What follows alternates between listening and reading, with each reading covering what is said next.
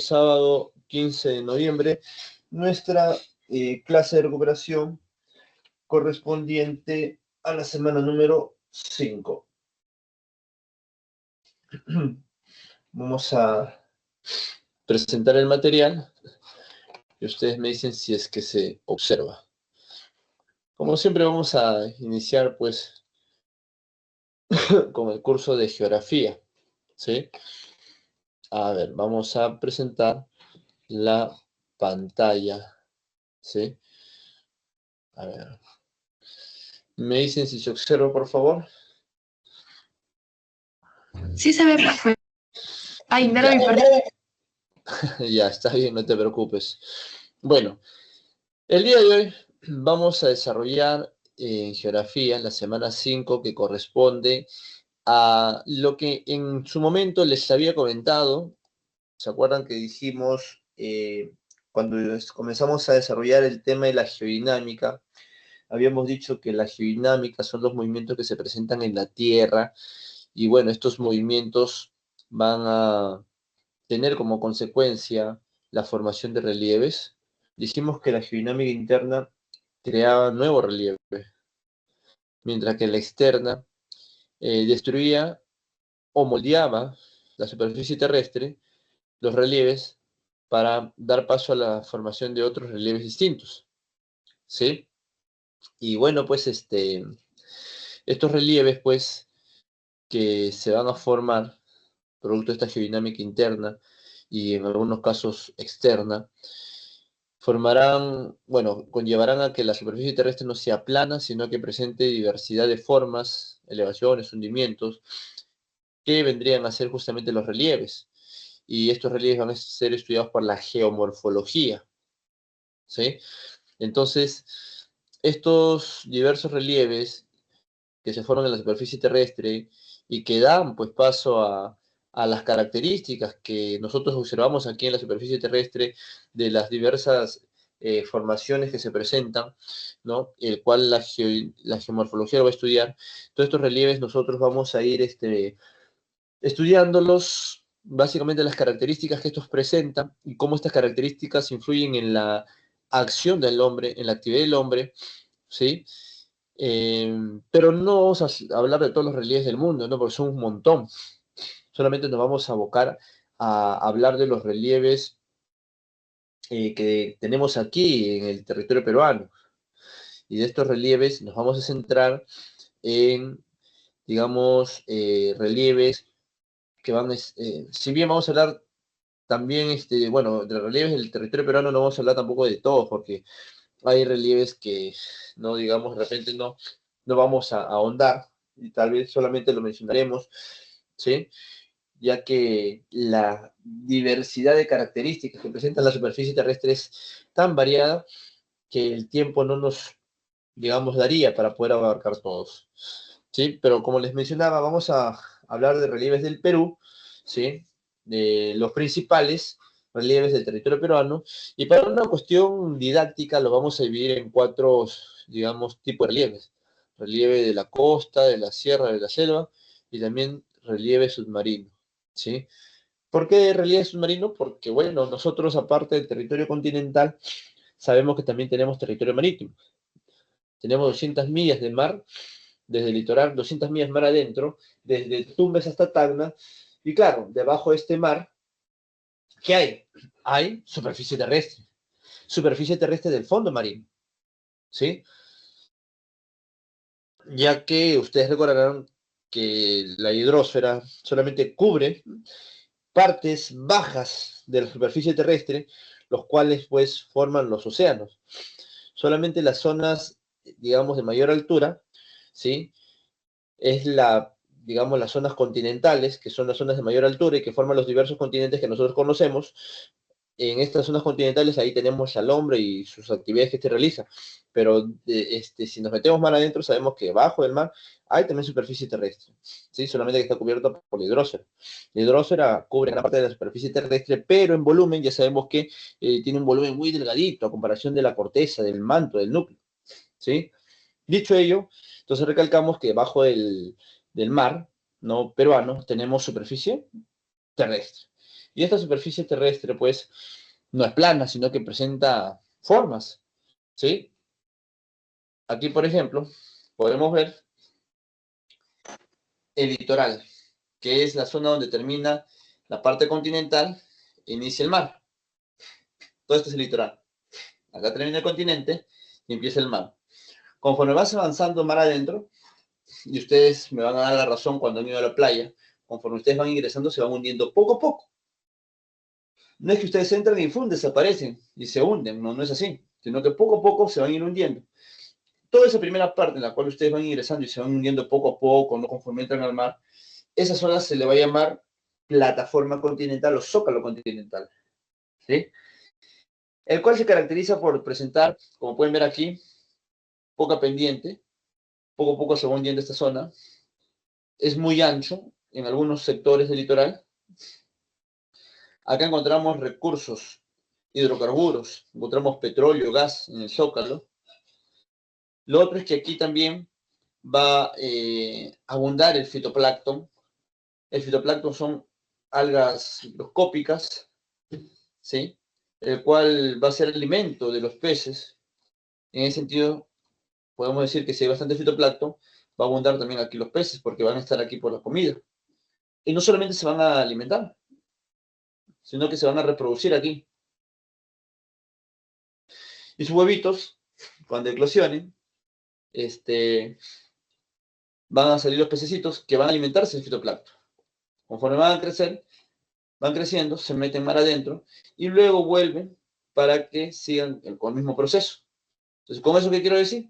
Que acá en el zócalo abundan especies marinas, abundan peces, fitoplancton, peces e hidrocarburos y poca pendiente. Esas son las características que tenemos en el zócalo continental. ¿Está claro? Ahora, luego del zócalo continental tenemos una zona de bastante pendiente, que es esta de acá, el cual se le va a llamar talud continental. ¿Sí? Este talud presenta fuerte pendiente y se caracteriza por ser, pues, una zona con mucha turbidez en el agua, debido a que toda digamos, todos los depósitos o sedimentos que llegan aquí al mar, producto de la erosión de los relieves que van a estar aquí, esa erosión de los relieves va a ir a las zonas bajas de los continentes, o sea, hacia los mares. Pero las olas del mar, al llegar hasta aquí, arrastran esos sedimentos mar adentro y los depositan en esta zona del talud. Acá caen, por eso que acá hay turbidez del agua. ¿Sí? Ese sería el talud continental. Más o menos va desde los 200 metros bajo nivel del mar hasta los 3000. Luego del talud tenemos la zona del choque de placas. ¿Se acuerdan que, por ejemplo, cuando teníamos las placas, acá hay placa 1, placa 2, vienen en sentido contrario y chocan? Este se llama zona de convergencia. Ahí en la zona de convergencia, la zona de choque de las placas, tenemos pues las zonas más profundas del fondo marino, llamado fosa marina. Y esta es una fosa marina formada por estas dos placas, la de Nazca y la placa sudamericana. Pero esta placa de Nazca, si bien por acá choca, por acá está naciendo más placa. Por aquí nace más placa, empujándolo hacia la derecha. Pero acá también nace otra placa que se va hacia la izquierda. Esta zona por donde se dividen las placas, ¿sí?, suele tener fisuras, por lo cual el magma que está abajo se va a meter y va a llegar a la superficie terrestre, pero ¿de dónde? Del fondo marino, no te olvides. Y es ahí que al chocar con las aguas va a comenzar a formarse pequeñas cordilleras submarinas llamada dorsal. ¿Por qué le hemos puesto dorsal de Nazca? Porque este es un ejemplo de nuestro territorio.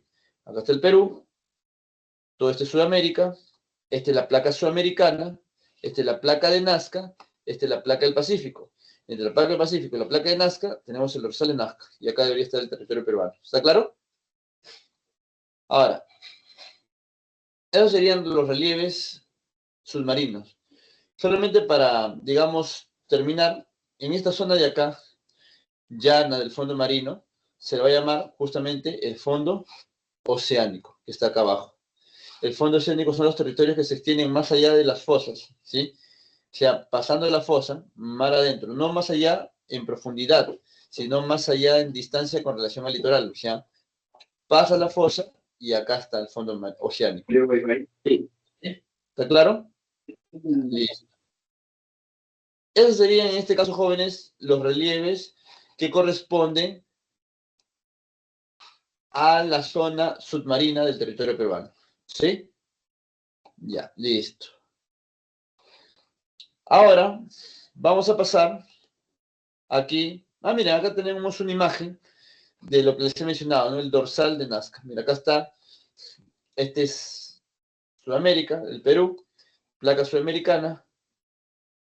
Esta es la placa de Nazca, ¿sí? Y esta es la placa del Pacífico. Acá está. Acá nace el dorsal de Nazca. Viene por acá, ¿sí? Viene por acá, sí. Por allá, sí. Viene por acá, por acá, por acá. Se va expandiendo. Listo. Hasta ahí, jóvenes, quisiera saber si ha quedado claro con relación al relieve submarino o hay alguna duda, alguna inquietud.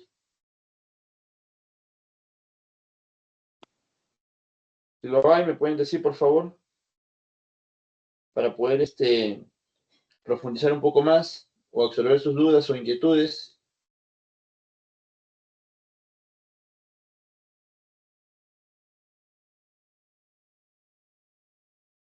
¿Todo claro?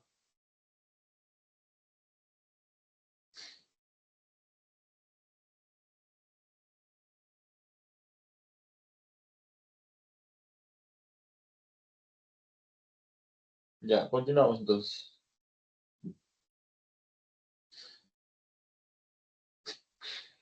Ya, a ver.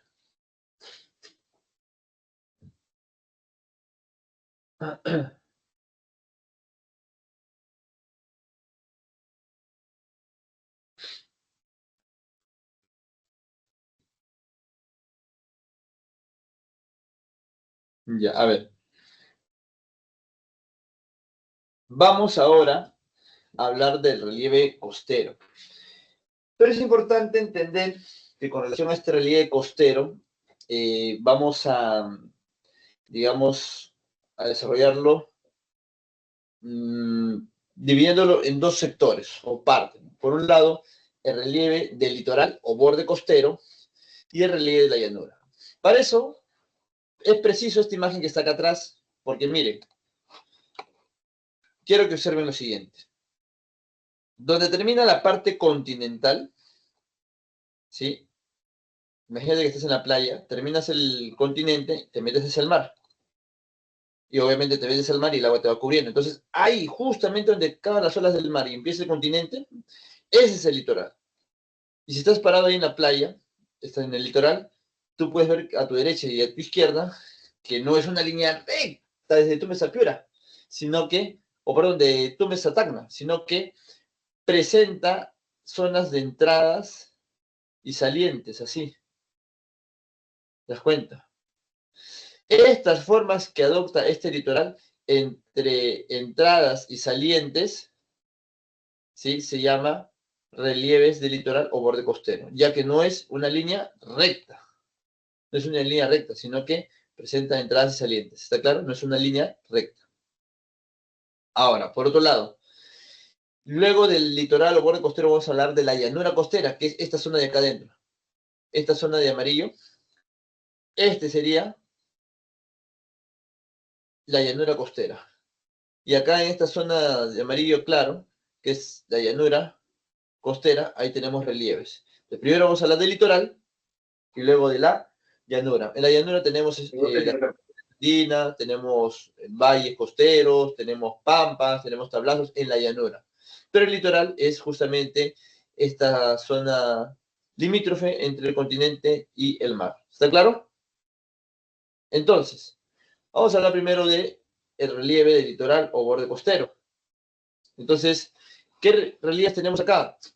En primer lugar, tenemos los famosos esteros. ¿Qué son los esteros? Son relieves que se van a formar en la desembocadura de los ríos de la costa norte. Ríos que están en Tumbes y ríos que están en Piura. Cuando estos ríos vierten sus aguas al mar, las olas del mar vienen en sentido contrario. Así que al chocar tanto el agua del río como las olas del mar, agua del río son ríos de agua dulce, cálidos, y las aguas del mar son salados, poco fitoplancton, ¿sí? También son cálidos. Entonces chocan las aguas, que forman toda una zona en la desembocadura, toda una zona de desborde de estas aguas, inundación de las aguas, de estos suelos, ¿no? De la desembocadura de los ríos. Esos suelos que están en la desembocadura se inundan de agua. Esa zona inundada, ¿sí? Crece vegetación. Es una zona en donde vamos a tener cierta flora, incluso hasta cierta fauna. Es una zona inundada, como ustedes pueden ver acá. Toda esa zona inundada en la desembocadura de los ríos de la costa norte, producto del choque con las aguas del mar, toda esa zona inundada se va a llamar esteros. Y dentro de los esteros crecen árboles, ¿sí? Que van a ser árboles con su tronco y las raíces, que deberían estar dentro del suelo. La primera parte de la raíz, la mitad, va a estar al aire, fuera del suelo, va a estar no cubierto de tierra, sino expuesta, y la otra mitad de las raíces ya van a estar dentro de la tierra, agarrando pues ese árbol. Entonces, esos árboles que tienen estas características se van a llamar manglares, y esos manglares crecen aquí, en estas zonas inundadas llamadas esteros. Entonces, cuando tú pasas por los esteros en botecito, vas a ver los árboles, ¿no? Luego el tronco del árbol, las raíces expuestas, cubiertas de agua. Tú vas a ver las raíces inundadas de agua porque justamente estos árboles crecen en estos esteros. Y luego pues esas raíces van a estar plantadas en la tierra, ¿no? Entonces, esas son las características de los esteros, esos espacios inundados. Ahora, los manglares crecen en los esteros. Antes se hablaba de los manglares de Tumbes porque se creía que solamente crecían en este estero de Tumbes, ¿sí? Sin embargo, pues se sabe que no solamente en el río los ríos de Tumbes, sino que en todos los ríos de Tumbes y Piura crecen manglares en los esteros que se forman en dichos ríos. Por eso tenemos esteros de Zarumilla, el río Zarumilla, Tumbes, El Bendito y Puerto Pizarro en Tumbes, la Bocana de Miramar, el río Chira y San Pedro en Piura, ¿sí? Entonces son esteros. Como pueden ver así, son zonas inundadas. Profe, ¿se puede pasear en los esteros? Claro, con botecitos se pasea en los esteros. Pero tener cuidado porque puede haber algún tipo de animal peligroso. Pasearse en los esteros y mirar los manglares a los costados de los esteros, en las zonas inundadas. Vamos a hablar de otro relieve. Ahora vamos a hablar de las bahías. Estos esteros, por si acaso, se presentan justamente en la desembocadura de los ríos de la costa norte. Y justo en la desembocadura es la zona del litoral, pues, ¿no? Por eso que el estero es un relieve litoral. Ahora vamos a hablar de las bahías, penínsulas y puntas. Miren, en el Perú no hay golfos, pero si lo hubiera, la bahía y los golfos son similares, así como la península y la punta también son similares. ¿Cuál es la diferencia entre bahía y golfo versus península y punta? Las bahías y golfos son masas de agua que ingresan hacia el continente, mientras que penínsulas y punta son porciones continentales que ingresan hacia el mar. Ahora, profesor, ¿y cuál es la diferencia entre la bahía y el golfo y la península y la punta? Si bien la bahía y el golfo hemos dicho que son masas de agua que ingresan hacia el mar, el golfo vendría a ser grandes masas de agua que ingresan hacia el continente, ¿sí? Los golfos son grandes masas de agua que ingresan hacia el continente y que están casi rodeadas de dicho continente. Esos son los golfos. Mientras que la bahía son entradas de agua del mar hacia el continente. Pequeñas entrantes en forma de U, que están cercadas o limitadas por dos puntas. Eso forma la bahía. Pero el golfo son masas de agua que ingresan más hacia el continente y que están casi rodeadas totalmente del continente. En cambio, la península y las puntas, ya hemos dicho, que son porciones de territorio que ingresan hacia el mar. pero la península es una porción de territorio del continente que ingresa hacia el mar y que está casi rodeada totalmente del mar. Como pueden ver acá, mira, está casi toda esta porción continental, toda esta península está casi rodeada en su totalidad de mar. Eso es península. En cambio, las puntas son entradas de continente hacia el mar, pero en forma de puntas y listo.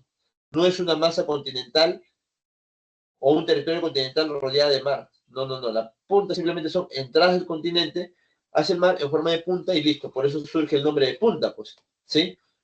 Entonces, esos serían, digamos, los relieves también del litoral costero. Bahía, punta y península.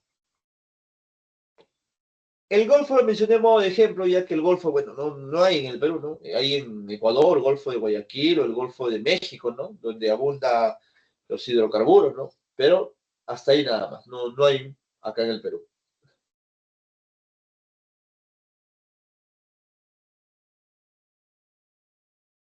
Vamos a hablar ahora de los relieves de la llanura costera.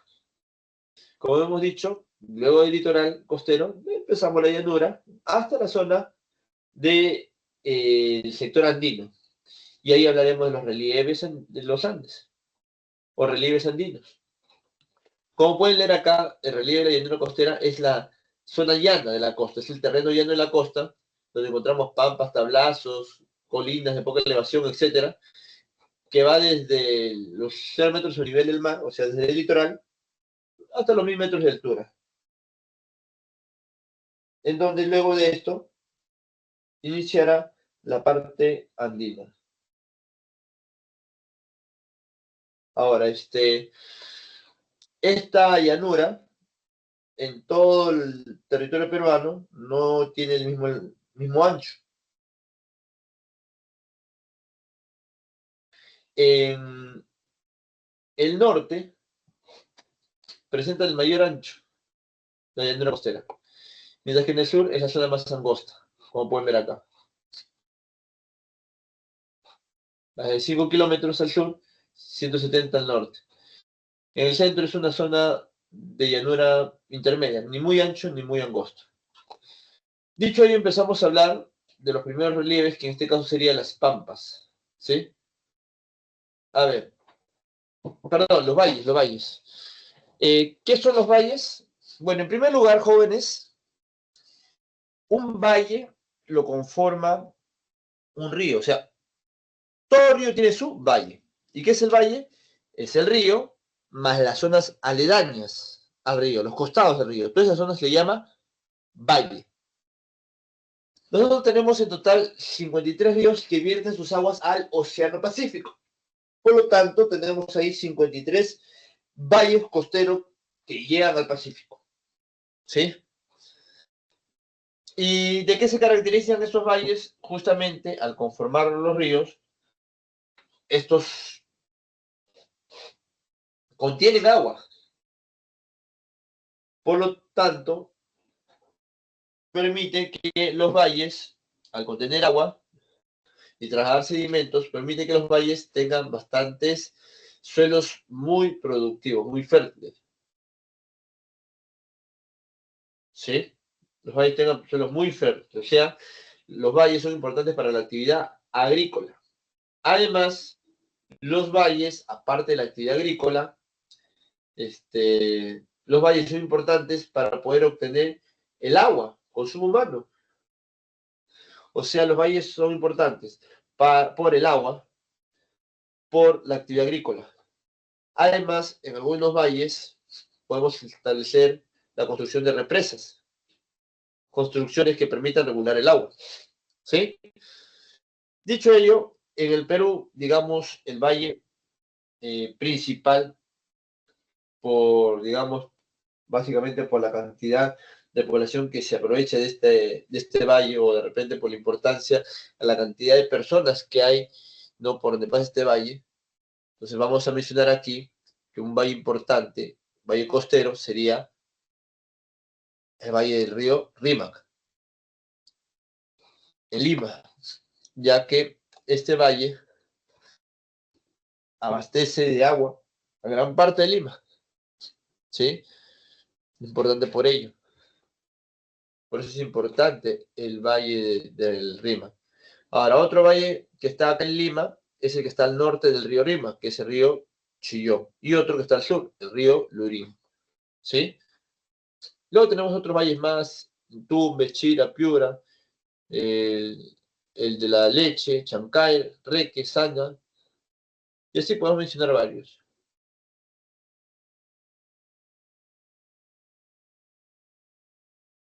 Pasamos ahora a las pampas. ¿Qué son las pampas? Las pampas, jóvenes, vendrían a ser, en este caso, zonas llanas en la costa peruana, en el cual no va a haber nada de agua. Sin embargo, estas zonas llanas, llamadas pampas, presentan suelos muy productivos, muy fértiles, pero no hay nada de agua. Por lo tanto, no se puede hacer la actividad agrícola porque si no hay agua, simplemente no hay producción agrícola, por más que los suelos sean muy fértiles. Ahora, ¿por qué las pampas tienen suelos muy fértiles? Porque antes por estas pampas pasaba algún río, y cuando existía el río traía sedimentos y se quedaban esos sedimentos en esos suelos. Por eso es que esos suelos se volvieron muy productivos, muy fértiles, solamente que en algún momento, pues no, de la historia, ese río que pasaba por esa pampa se secó, así que ya no hay agua, pero se quedaron los sedimentos en todo ese suelo de la pampa. Entonces, si son suelos muy fértiles, muy productivos, pero no se puede realizar la actividad agrícola porque por más que tenga suelos muy productivos, al no haber agua no se puede dar la actividad agrícola. Entonces lo que se hace en las pampas por parte de los gobiernos, por parte del Estado, es hacer obras de irrigación para que las pampas se vuelvan productivas y de esa manera, pues, no digamos, lograr una gran productividad tanto para el consumo interno como para el comercio exterior, el consumo exterior. Entonces, las pampas de por sí, ya saben, son suelos llanos, muy fértiles, solamente que al escasear agua no se realiza la actividad agrícola. Esa es la pampa. Y que se le puede realizar obras de irrigación, el cual puede generar que las pampas, al contener agua, se pueda realizar la actividad agrícola y con alta productividad, y eso pues sería beneficioso económicamente, ¿sí? Ahora, ¿cuál es la pampa más, digamos, grande? La más extensa es la de Olmos, en Lambayeque. Es la de mayor extensión en el Perú, ¿sí? Esas son las pampas. Acá tenemos, por ejemplo, las pampas de Olmos, grande, y obra de irrigación Olmos. Hasta ahí, jóvenes, quisiera saber si todo está claro, ¿hay alguna duda, alguna inquietud? A ver, me dicen, por favor. Todo claro, profe.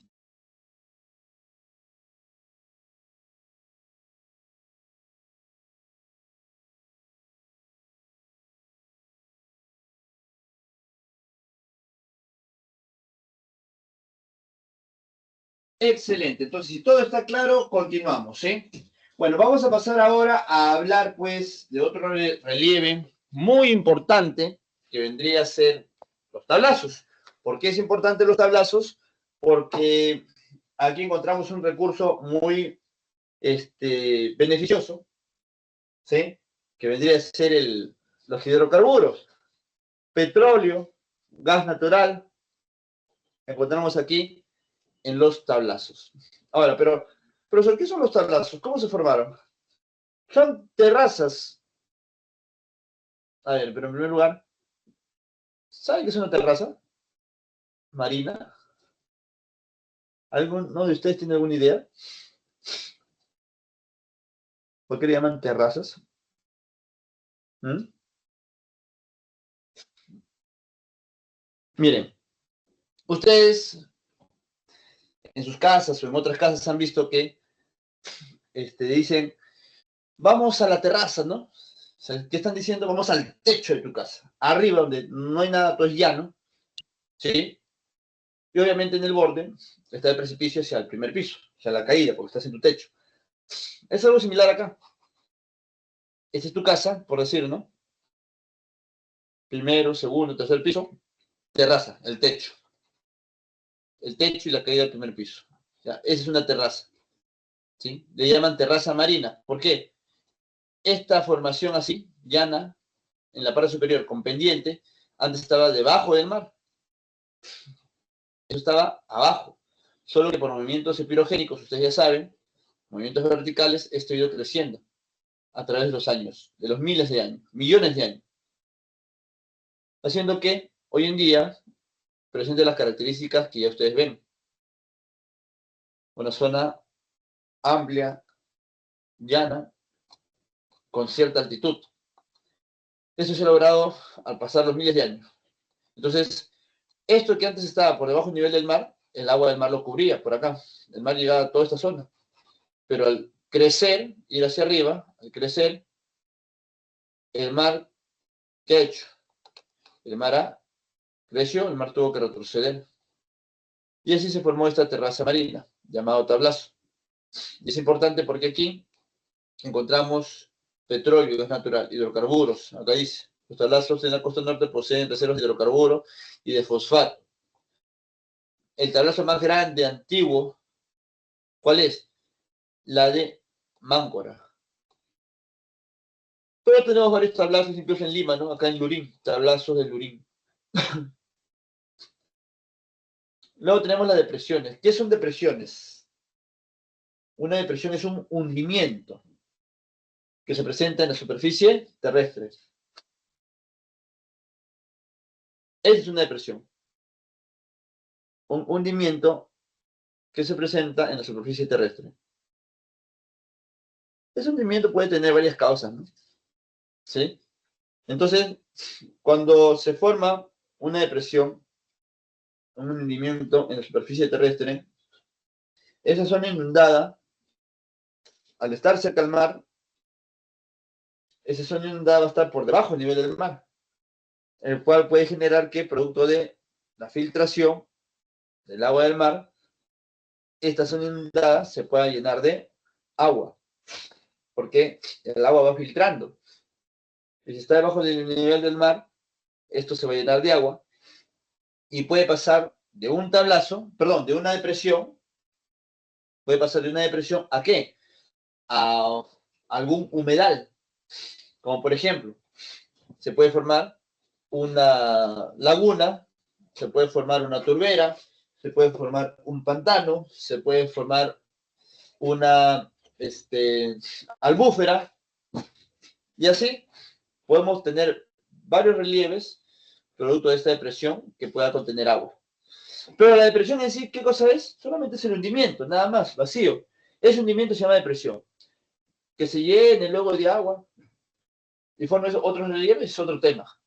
Pero acá la depresión es el hundimiento que se presenta en la superficie terrestre, ¿sí? En la llanura costera, cerca al mar, y que probablemente puede llenarse de agua. La depresión más profunda del Perú es la de Bayóvar, en Piura, Sechura Piura. Bayóvar, 34 metros bajo el nivel del mar. Bajo el nivel del mar. Y luego en Ica tenemos el Otuma, a 9 metros bajo el nivel del mar. Aquí está. Ahora tenemos las dunas.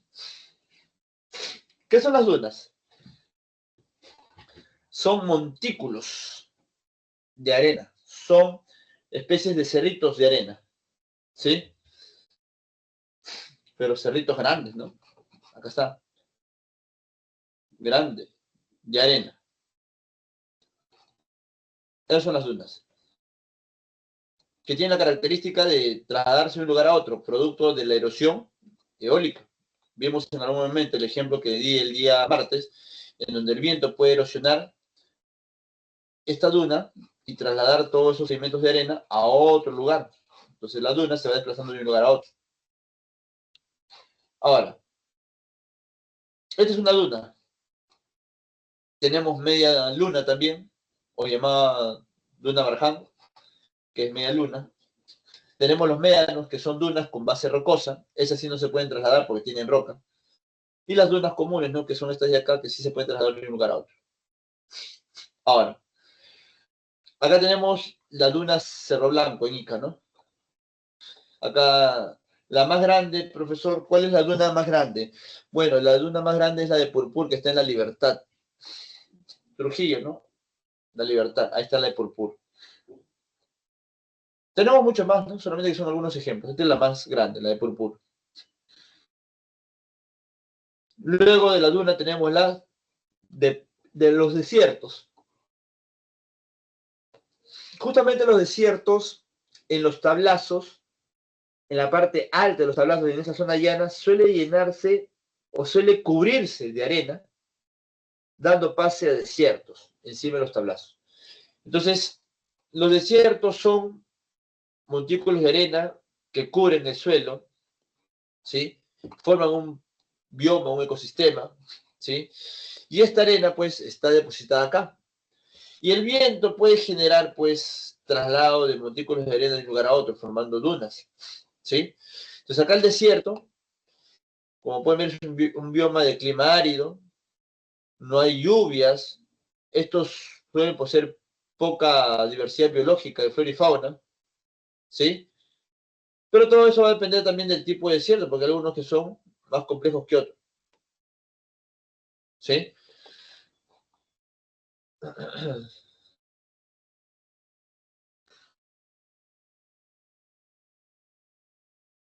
Profesor, ¿y por qué dice que, o sea, estas vidas que puede haber en los desiertos, eso depende del tipo de desierto?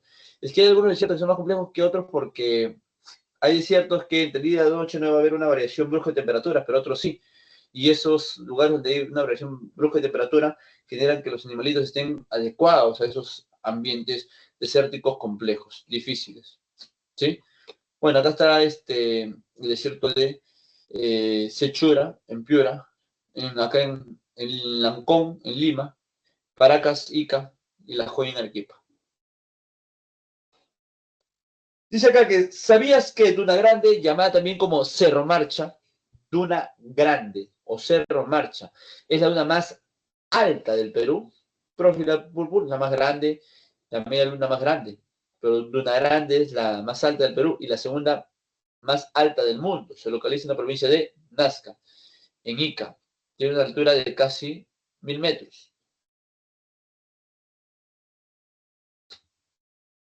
Tenemos ahora estribaciones andinas o contrafuerte andino, o llamado coloquialmente como cerro.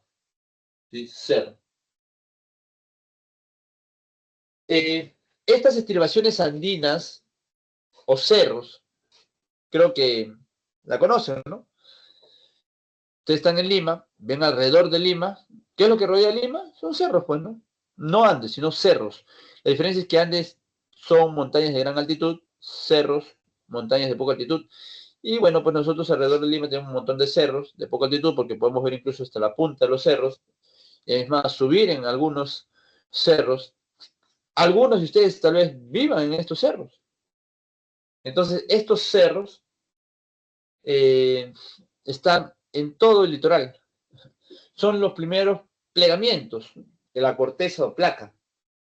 Son los primeros plegamientos de la placa sudamericana. Por eso que son cerros de menor altitud. ¿Ya? Y estos cerros, pues, eh, se llama contrafuerte andino también porque es, digamos, los primeros plegamientos que dan paso a la grande cordillera de los Andes, ¿no? Pues se llama contrafuerte, ¿sí? Andino. ¿Qué más? Bueno, es una cadena de montañas, ¿no? En el caso de Lima están rodeando todo Lima. En el caso del Perú van en todo el litoral, de norte a sur, ¿ya? Pero en Lima prácticamente los cerros rodean Lima. Acá tenemos algunos ejemplos. Morro Solar en Chorrillos, Río San Cristóbal en el Rima, el Cerro San Cristóbal en el Rima y el Cerro San Cosme y el Pino en la Victoria. Ahora, en estos cerros, donde mucha gente hoy en día habita, como pueden ver, ahora, no todos los cerros son habitados, ¿eh? Hay algunos que están prohibidos por, digamos, el tipo de suelo. Pero bueno, pues no. Uno a veces construye su casa donde puede, donde sea también. Y eso también no es bueno. Hay necesidades, sí, pero a veces también lo más relevante es la vida de ustedes, ¿no? Puede ser un cerro que tenga suelos frágiles y lo construyes y luego se venga todo encima, ¿no? Pero bueno, en la parte alta de los cerros ¿sí? Y sobre todo ahora bueno, ya hemos pasado la parte de invierno acá en Lima, pero si ustedes van a los meses de invierno, mayormente sale del mar neblina. Esa neblina cubre la parte alta de los cerros. Pero al cubrir la parte alta de los cerros, estos cerros, la tierra absorbe la humedad de la neblina y así va creciendo vegetación, de tal manera que cuando termine el invierno y empiece el verano, se puede ver la parte alta de los cerros lleno de vegetación, cubierto de vegetación. Esa vegetación que crece en la parte alta de los cerros se llama lomas, ¿sí? Lomas costeras. Ahora, estas lomas que crecen en la parte alta de los cerros, no es que crezcan en toda la parte alta y alrededor del cerro, sino que ¿de dónde viene la neblina? De la parte occidental hacia la oriental y choca con estos cerros. Y al venir en la parte occidental, choca con la parte occidental también del cerro. Del cerro, que está ahí en la costa, la parte occidental, que mira hacia el mar, al venir la neblina, esa zona es la que choca y absorbe el agua y la humedad, ¿sí? Y comienza a crecer vegetación, lomas. Y cuando termina el invierno, empieza el verano, esa zona del cerro, esa parte alta, y occidental del cerro está lleno de vegetación. Eso es gracias a las lomas costeras. La loma más grande del Perú es las lomas de Atiquipa, ¿sí? Listo.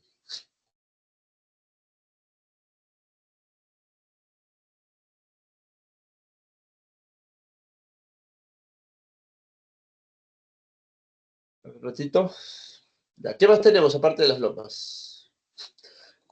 La cordillera costera. Bueno, la cordillera costera es una pequeña cadena de cerros que va, digamos, paralela a los cerros que dan inicio a la cordillera de los Andes. Si bien en la costa, para el lado, terminando la parte costera, para el lado oriental, donde empiezan los Andes, ahí tenemos toda una cadena, ¿no? Digamos, de cerros. Pero para el lado más occidental, cerca del mar, ahí hay cerros que están cubiertos. En realidad no en el litoral, sino dentro del mar hay cerros que están cubiertos por el agua, producto de los cambios que se presentan en la naturaleza. Entonces, hay zonas que ya están cubiertas de agua. Y si tú ves por debajo del mar, ahí se ve claramente la cadena de cerros que va desde Piura, desde Tacna, no, perdón, desde Ica hasta Piura, por lo menos. Hasta ahí llega la cadena, hasta Lambayeque. Y ahí de nuevo la cadena se vuelve hacia la parte continental. Entonces, esa zona de la cadena costera, cordillera costera, está, uno, debajo del mar, dos, está esta cadena, aparte de estar debajo del mar, la otra cadena está, digamos, en la parte oriental, dando paso a la gran cordillera de los Andes, ¿no? Por eso dice acá, es una cadena montañosa de escasa elevación que se presenta de forma discontinua. En el extremo noreste se encuentra el macizo de Illescas y la silla de Paita y los cerros de Motape. En el sur encontramos desde la península de Paracas hasta la frontera con Chile. Entonces, son como cadenitas de cerro que en algunos casos están debajo del mar, en otros casos están en la parte continental y se puede ver visible. Por eso es que están de manera discontinua esta cadena o cordillera de costera, ¿no? Diferentes momentos. Listo, jóvenes. Vamos a pasar ahora al relieve andino. Relieve de la región andina. A ver, un ratito.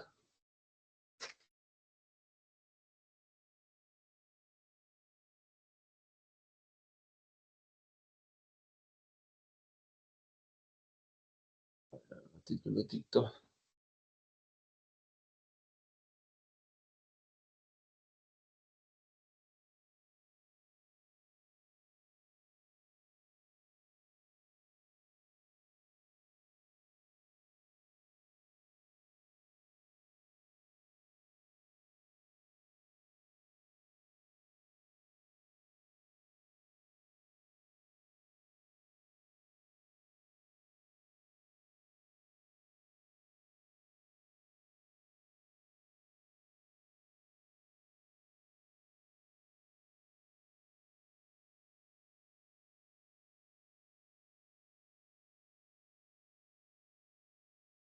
Ya, a ver, continuamos.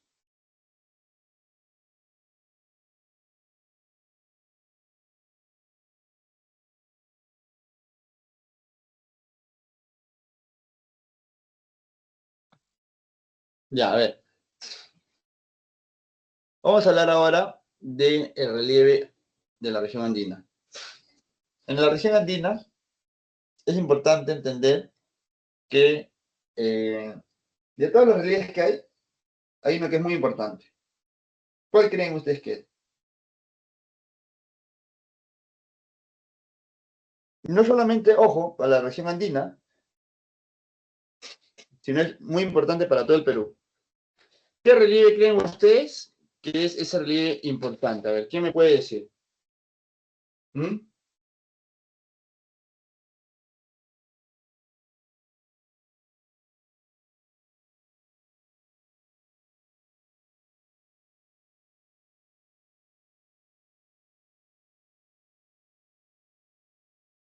¿Nada?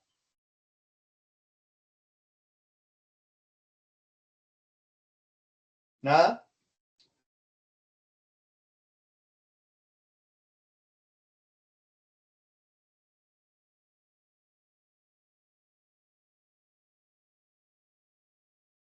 Ya bueno, a ver.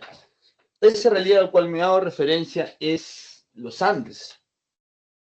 La cordillera de los Andes es un relieve, bueno, en realidad la cordillera de los Andes no. Los Andes es un relieve muy importante, jóvenes. ¿Por qué?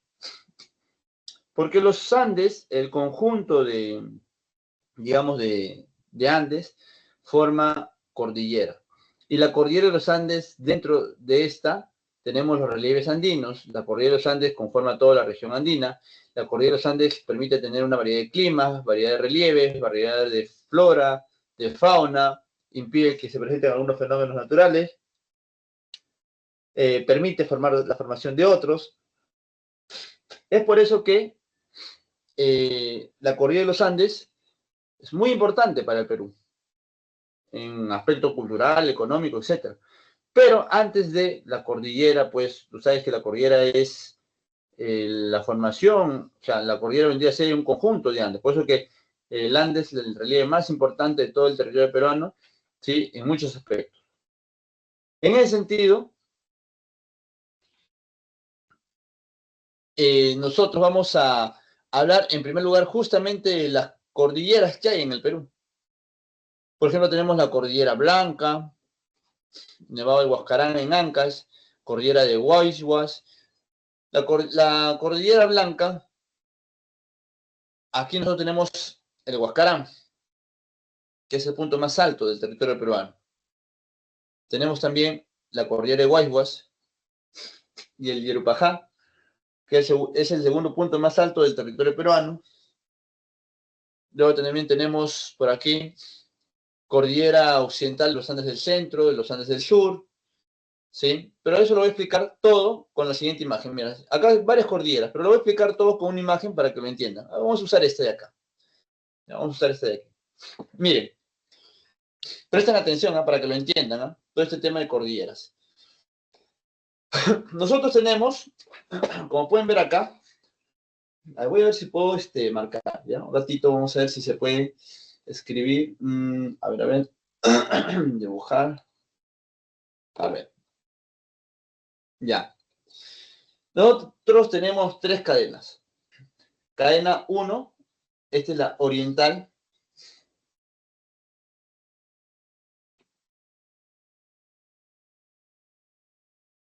Acá está. Vamos a ver esta imagen mejor, creo que es. Ya, esta mejor. Esta es la cadena oriental. Esta de acá. La cadena occidental es la de negro. Y la del medio es la cadena central. Entonces tenemos cadena occidental, central y oriental. Occidental a la izquierda, todo lo de negro. Oriental a la derecha, todo lo de morado. Y central al medio, todo lo de marrón. Solo que, aparte de estas tres cadenas, tenemos tres sectores. Andes del norte, que van desde acá hasta aquí. Andes del centro y Andes del sur. ¿Cuál es la división que genera estos Andes del norte, centro y sur. La división son dos cordilleras. Dos nudos. Nudo de Pasco y nudo de Vilcanota. Acá está. Esos dos nudos, nudo de Pasco y nudo de Vilcanota, dividen a estas tres cadenas en tres sectores.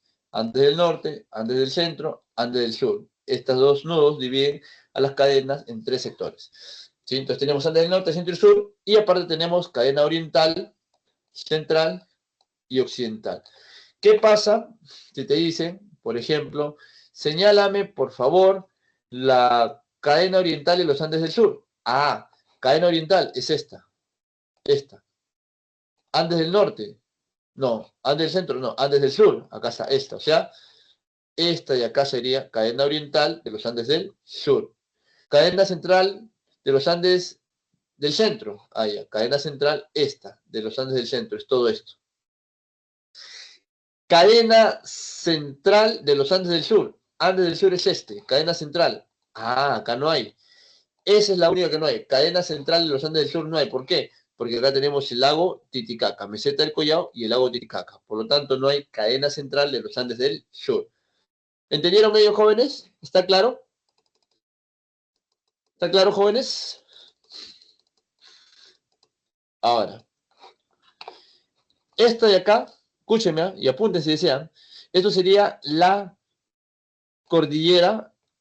Acá hay una cordillera. En esta cadena oriental de los Andes del sur tenemos una cordillera de Carabaya. Esta de acá es cordillera de conos volcánicos o cadena de conos volcánicos. Acá estaría el nudo de Vilcanota. Acá la cordillera de Vilcanota, la cordillera de Vilcabamba, ¿no? La cordillera, La Viuda, ¿sí? La cordillera central, ¿sí? Hay varias cordilleras. Al final estas tres cadenas se vuelven a unir aquí, ¿sí? En este otro nudo de Pasco. Acá se unen. Y del nudo de Pasco luego si bien las tres cadenas, oriental, central y occidental. Pero ¿qué pasa con la cadena occidental? Mira, desde el nudo, te vas por la cadena occidental, acá hay una subdivisión de la cadena en dos cadenas menores, A y B. Estas dos cadenas que se forman, producto de, se dividen en dos, en la cual acá tenemos dos nudos, esta de acá, nudo de Tuco, y la de acá, nudo de Pelagatos. Esos dos nudos dividen la cadena occidental en dos. Cordillera Blanca, cordillera negra, esta de acá. Y al medio está Callejón de Guaylas. Luego se une de nuevo en, en el nudo de Pelagatos y sigue la cadena occidental. Esta cadena occidental, junto con la central y la oriental, se van a unir acá afuera, los tres, en Ecuador, en un mismo punto llamado nudo de Loja. Eso es Ecuador. Así también acá, ¿no? La cordillera oriental con la occidental se unen aquí, en otro nudo. ¿Cómo se llama este nudo? Nudo de Porco. Eso es en Bolivia. ¿Está claro? Hasta ahí, jóvenes. ¿Entendieron esa explicación o no?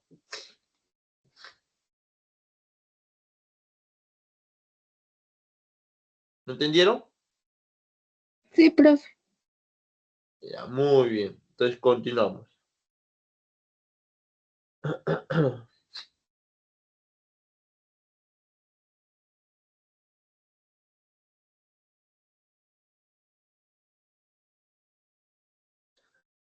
Ahora sí, ya luego que hemos explicado todas estas cordilleras que hay, pasamos a hablar ya de otros relieves que están dentro de estas cordilleras, ¿sí? A ver.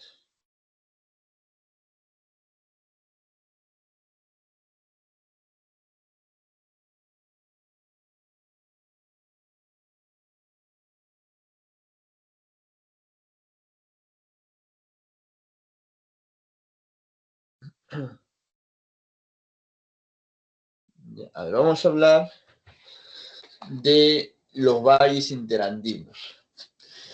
Los valles interandinos son como los valles costeros, la diferencia es que este está entre Andes, por eso se llama valles interandinos. Y al estar entre Andes, ustedes saben que los Andes están cerca, uno al costado de otro, y el conjunto de Andes forma cordilleras. Por lo tanto, al estar cerca, estos Andes conlleva que los valles interandinos tengan al costado de los ríos una ladera, pues unos costados, espacios muy angostos, ¿sí? Formando valles en V y valles en U, dependiendo, ¿no? De esas dos situaciones. No es como en la costa, que tenemos al costado de los valles una zona muy amplia donde se realiza la actividad agrícola. Acá también se realiza, pero utilizan otras estrategias, como por ejemplo andenes, ¿sí? Ahora, estos valles interandinos presentan las mismas características: aprovechamiento del agua, actividad agrícola. La mayoría de ciudades, por no decir todas, se encuentran en los valles, también aquí en las zonas andinas, dentro de los valles o cerca de los valles. Y aquí no solamente se construyen algunas represas, sino que también se construyen centrales hidroeléctricas para generar energía eléctrica, ¿sí? Estos valles interandinos, como pueden ver acá, miren, este es un valle, miren por acá, ¿no? Acá sur, y por acá está el río, miren, por acá. Estos valles interandinos que tenemos, digamos, aquí en nuestro territorio nacional, son muchos. Por eso que acá podemos mencionar a varios. Pero de todos estos valles, vamos a resaltar el Callejón de Huaylas, donde pasa un río, ¿sí? En toda esta zona, ¿sí? Digamos, amplia, grande. El Callejón de Huaylas se caracteriza porque es un valle que está entre las dos cordilleras, la blanca y la negra. Por eso se caracteriza, digamos, este Callejón de Huaylas, este valle muy importante. Pero como les mencioné, hay valles interandinos en todas las regiones andinas. Luego tenemos la meseta. ¿Sí? Un ratito, por favor.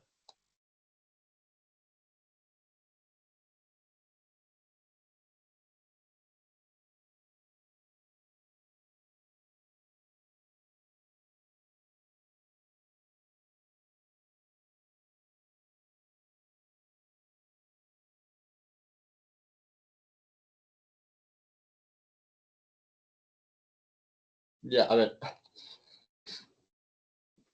Luego tenemos una meseta. ¿Qué son las mesetas? Son zonas llanas, son llanuras que tenemos en la región andina, pero a gran altitud, a gran altura. No son llanuras que están en la costa, no son llanuras que están a cierta altura. Estas zonas llanas que tenemos acá, que están en cierta altura, ¿no? ¿Ya? Y rodeado de Andes, ¿sí? Se llama meseta. Crece vegetación propia del lugar. Esa vegetación propia del lugar es alimento del ganado. Es por eso que en estas mesetas se realiza la actividad ganadera. Claro, ganado, en este caso, de camelios, ¿no? Llamas, vicuñas, alpacas. Y también en esta zona llana, que está a cierta altitud, encontramos lagos, lagunas, como por ejemplo la meseta del Collao, donde tenemos el lago Titicaca, o la meseta del Bombón, tenemos el lago Junín, ¿sí? La meseta del Collao es la más grande del Perú, pero lo compartimos con Bolivia. Y propiamente del Perú tenemos la meseta del Bombón, esa sí es propia del Perú, ¿sí? Esas serían las mesetas, jóvenes, ¿sí? Ahí tenemos eh, bofedales, vegetación almohadillada, ¿no? Lagunas, gramíneas y desarrollo pecuario de camelios y ovinos. Pecuario es ganadería, pues, ¿sí? De camelios y ovinos, acá está. Y acá está la meseta del Bombón, entre Junín y Paz, con el Perú. ¿Qué más tenemos? Tenemos las quebradas. ¿Qué son quebradas? Son hendiduras que se forman en los Andes, zonas hundidas en los Andes, que va desde la parte alta hasta las partes bajas, zonas hundidas alargadas, más o menos tienen a ver esta figura, ¿no? Tenemos acá un Ande, y desde arriba comienza a formarse así, una hendidura, una zona hundida en el Ande, ¿sí? Que va desde arriba hasta las zonas bajas. Ese Ande, mayormente en la parte alta del Ande, está cubierto de nevado, ¿sí? Y esta hendidura, esta que ahora es como un camino hacia el nevado, hasta las partes bajas. Ahora, muchas quebradas no tienen agua, están secas, pero cada cierto tiempo, producto de las lluvias, puede activarse esa quebrada. Las lluvias generan inundación de agua en la parte alta, más el hielo que hay ahí llega a desbordarse. Cuando se desborda, baja el agua justamente por ese caminito que forma la quebrada. Pero como ha estado seco durante tiempo, se combina con la tierra, con las piedras, generando lodo, huaico, yogya. Entonces, así se forman, en este caso, los huaicos en estas quebradas inactivas. Pero hay otras que siempre están activas, presentan agua siempre, ahí no se genera huaico, sino que el agua está presente y al bajar se junta con otros ríos, ¿sí? Y al juntarse forman ríos más grandes y de esa manera llegan a formarse ríos con bastante caudal de agua que llegan hasta la zona oceánica o algún lago o río mayor. Entonces, esas son las quebradas. Son depresiones estrechas, ¿sí? O sea, hundimientos en los Andes estrechos, alargados, con poca profundidad, ¿no? De origen tectónico fluvial, que se localizan en las montañas Andes. En las quebradas altas pueden formarse arroyos y riachuelos, acá está, pues, arroyos y riachuelos, que dan origen al río. Mira, acá está, este es el río. Pero ¿cómo se formó? Por la unión de estos dos arroyos o riachuelos, ¿no? ¿Sí? Como la quebrada de Pacheta, donde nace el río Amazonas, ¿sí? Ahora, existen también quebradas secas o torrenteras, por donde drena agua de las lluvias, formándose lluvias, o sea, huaicos. Ahí está. ¿Qué más tenemos? Pasos o abras. Los pasos o abras, como su nombre indica, son espacios que te permiten pasar de una región a otra. Son zonas abiertas, abras abiertas, que te permiten pasar de la región costera a la andina o de la andina a la amazónica, o viceversa. Pasos o abras. ¿Pero de qué manera?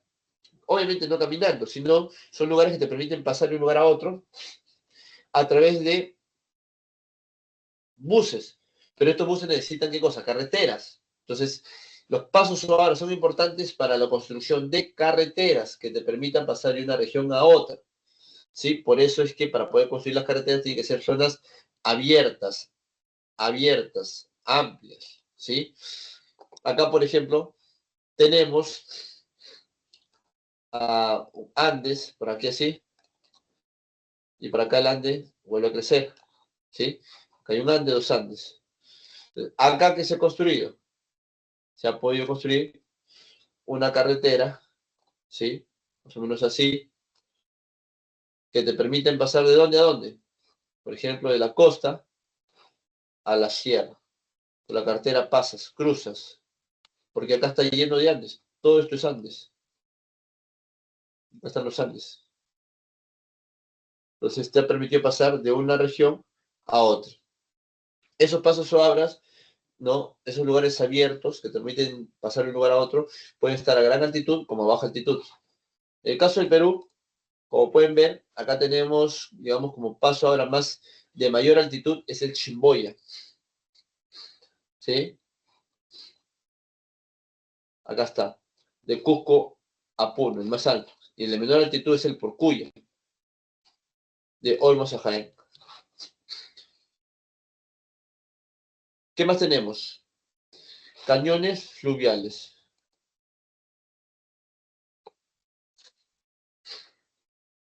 ¿Qué son los cañones fluviales? Eh, son cañones, son como gargantas entre un ande y otro, producto del paso del río. Este río erosiona esa unión de estos dos Andes, formando una especie de garganta entre la unión de los Andes con gran profundidad, producto del paso del río, el cual genera una erosión en la parte baja. Entonces, tenemos aquí lo siguiente. Este es un Ande, miren.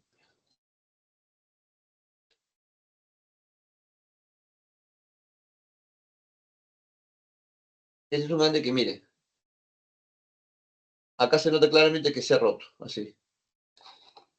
Ese Ande debería haber venido así.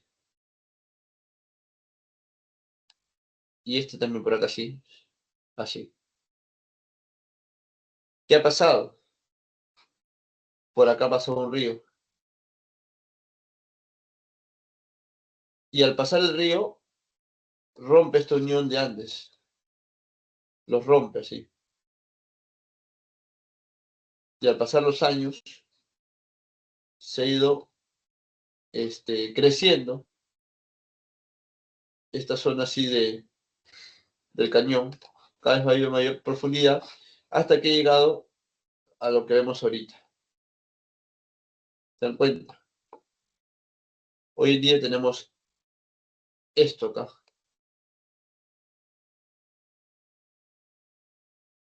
Entonces por acá pasa el río.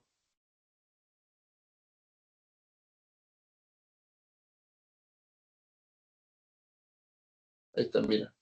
Acá está el río. Entonces pasa el río y cada vez se erosiona esta unión de estos dos Andes. Erosiona en la parte baja, por eso que se va hundiendo cada vez más y más. Y al hundirse forma una especie de garganta, ¿no? Porque miren, esto es como si fuese una garganta. Claramente tenemos acá, miren, como una especie de garganta, ¿sí? ¿Ya ves?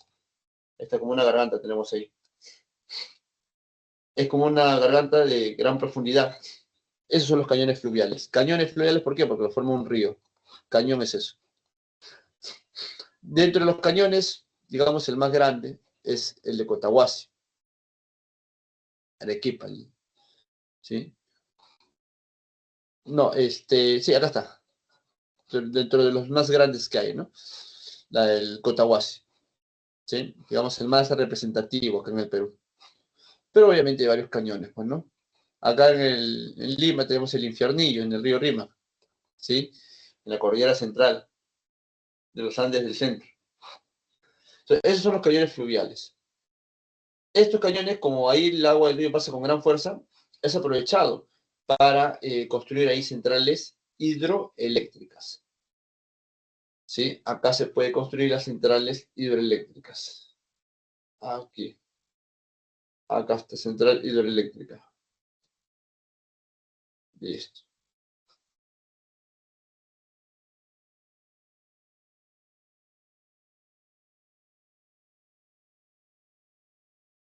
A ver. Si no hay nada más. Estos serían todos los relieves andinos y ya pasamos al relieve amazónico o de la selva peruana o la Amazonía. Bueno, los relieves de la selva lo vamos a estudiar por un lado selva alta, por otro lado selva baja, que está acá. Aquí está. Empezamos con la selva alta. La selva en sí, escúchenme bien, jóvenes, por favor, la selva en sí va desde los 80 metros sobre el nivel del mar, 80, hasta los 3.000 metros sobre el nivel del mar, toda la selva. Profe, o sea, es pasando la cordillera de los Andes para el otro lado, para el lado oriental, para el lado de la Amazonía, para el lado de Brasil, ahí, bajando la cordillera desde los 3.000 metros sobre el nivel del mar hasta los 80, ya. Pasando los 3.000 hacia arriba, es región andina, ¿no? Zona de altitud con bastante frío. Y bajando esos 80, profe, ¿por qué no cero? ¿Por qué 80? Porque de 80 a 0 es Brasil.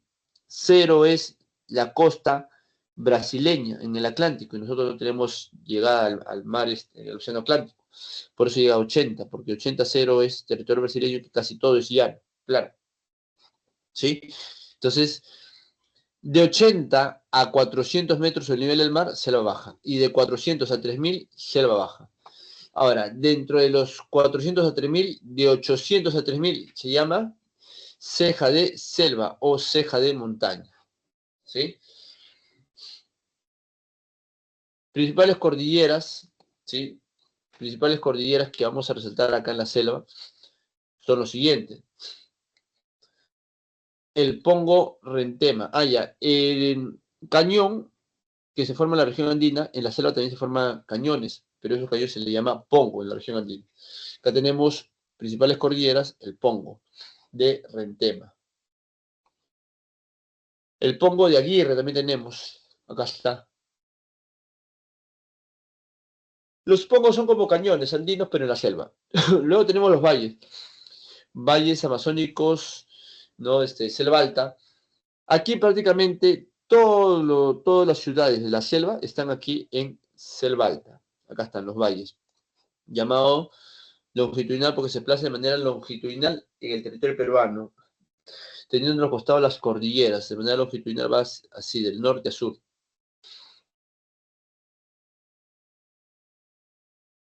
Ya, ¿qué nos dice con relación a los valles? Bueno, es igual aquí, se aprovecha el agua, el suelo para la actividad agrícola, pero aparte en estos valles se asientan la mayoría de pueblos amazónicos, como Cajamarca, Amazonas, San Martín, Huánuco, San Martín, Huánuco, Pasco, Junín, Cusco, Madre de Dios, Puno y Madre de Dios de nuevo, acá está. Estos son la ubicación de quienes, de los valles que están acá. Jaén en Cajamarca, Bao en Amazonas, Mayo en San Martín, Guayaga en Huánuco, San Martín, Tincomarí en Huánuco, Zapampa, Posuso, Pasco, Chanchamayo, Izatipo, Junín, la Comisión Cusco y Cambopata, Puno y Madre de Dios. Esos son algunos de los valles de selva alta. Ya para ir a selva baja, y por ende ir terminando nuestra clase de hoy en geografía, vamos a hablar de la selva baja, que va de 80 a 400 metros sobre el nivel del mar. Prácticamente acá todo esto es pura llanura, es llanura amazónica, el cual va a estar cubierta de vegetación, ¿sí? Vegetación densa, ¿no?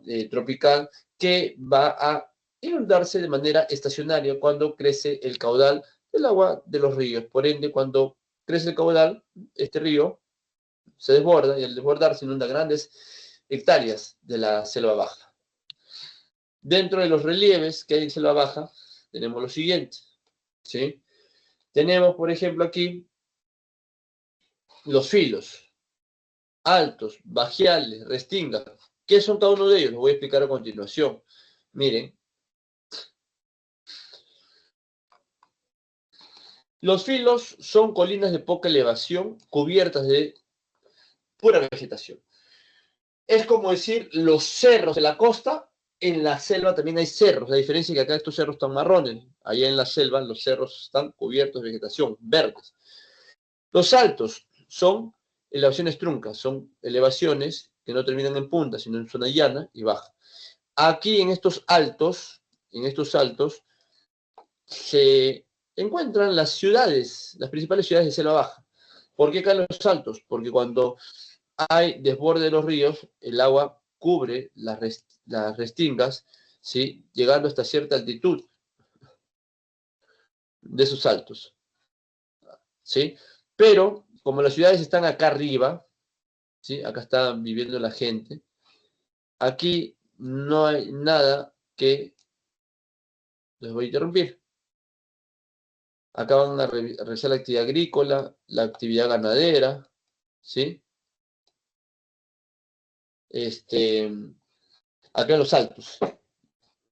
Y ahí están las principales ciudades de selva baja y van a estar ahí debido a que se inunda las partes bajas de manera estacional. Entonces acá viven tranquilos los altos.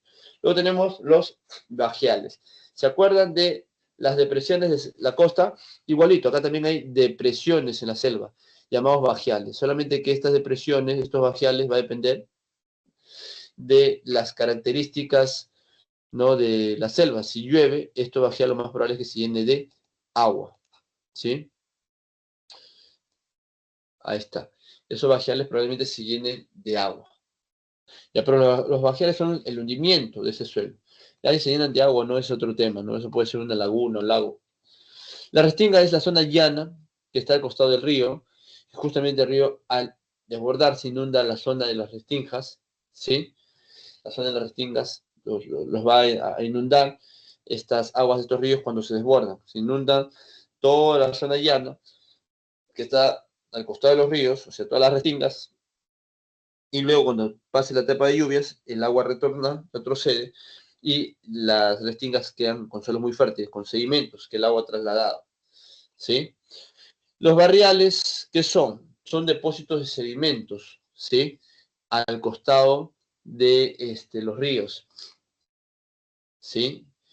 Esto se puede notar cuando hay temporada de vaciante de los ríos, épocas de vaciante de los ríos. O sea, cuando el caudal de los ríos disminuye más, hay zonas que están cubiertas del río, que quedan al descubierto, y ahí pues vamos a encontrar limo y arcilla. Esos serían los barriales, ¿sí? Pero es cuando el caudal del agua del río disminuye más. Entonces, esos barriales quedan al descubierto.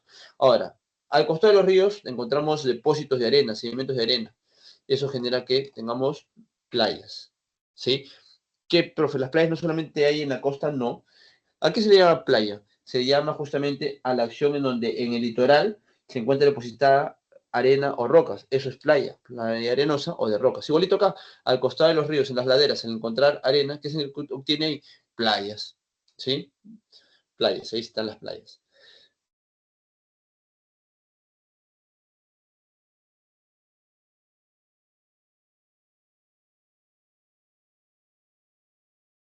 Luego tenemos las tahuampas.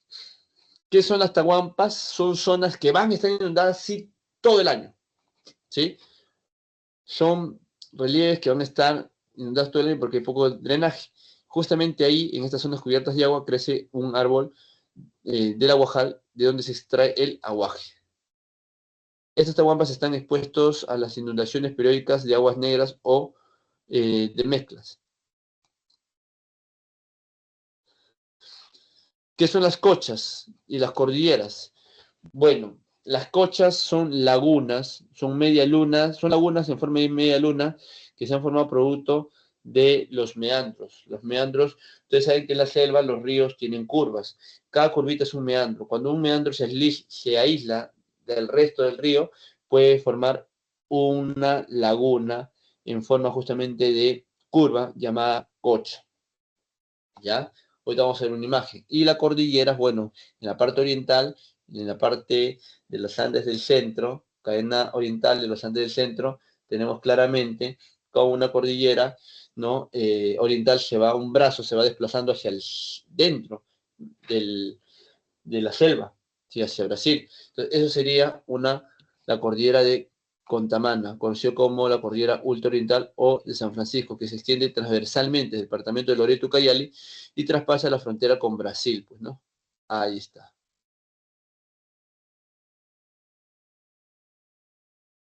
A ver. Dice acá lo siguiente.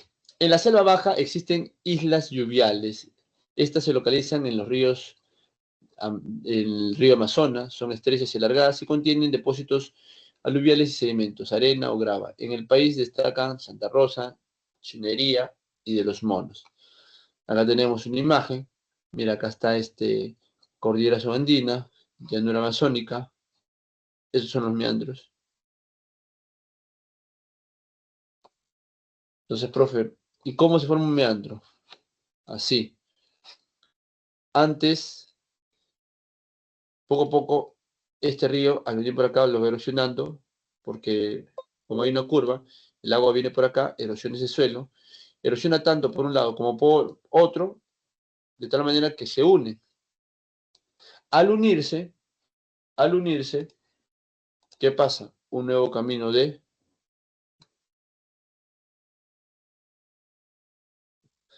pasa un nuevo camino del río. Y esta zona de acá se queda aislada. Esta zona de acá, un meandro, acá está. Este sería un meandro, una media luna, que queda aislada porque el nuevo camino del río es este. Listo, chicos, acá tenemos realidad de la selva, un lugar lleno de vegetación. Acá están las cordilleras. Y eso sería todo por hoy en geografía. Les voy a dictar las claves, ¿sí? Clave número 1, B de bueno. Clave número 2, D de dedo. Clave número 3, A de avión. Y clave número 4, C de casa. Listo. Dejamos de compartir. Jóvenes, hasta ahí. ¿Todo está claro? ¿Hay alguna duda? ¿Alguna inquietud? ¿Algo que no esté muy claro con lo que hemos desarrollado? ¿O todo está clarísimo? Me dicen, por favor, no se queden callados. ¿Sí? Todo Entonces, claro, profe. todo claro. Perfecto. Entonces pasamos a cívica.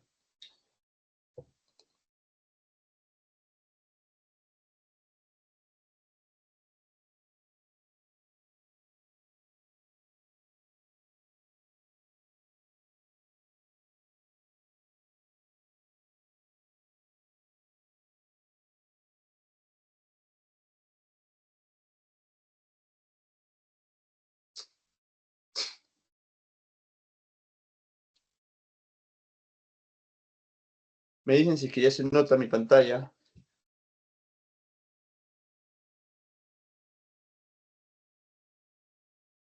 Para ya comenzar a la explicación.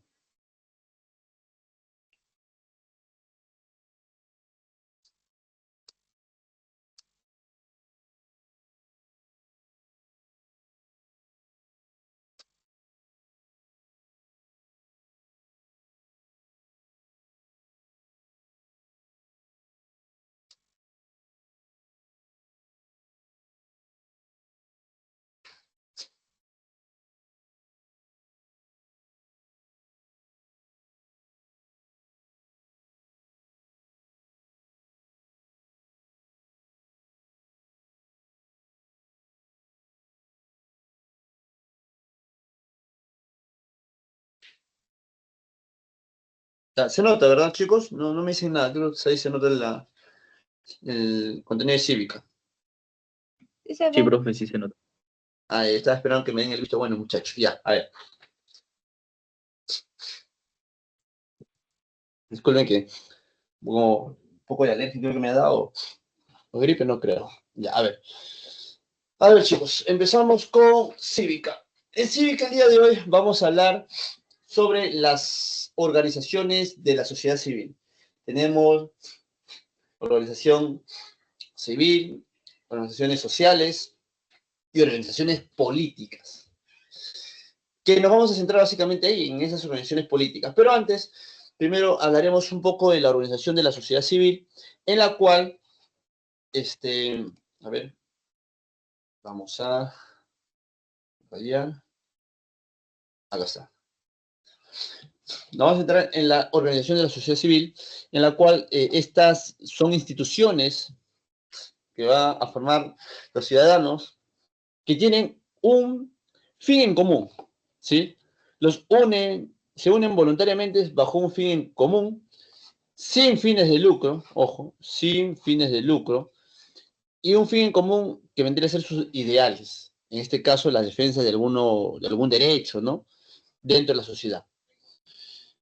Aquí nosotros, en el Perú, tenemos 82 organizaciones de la sociedad civil, ¿sí?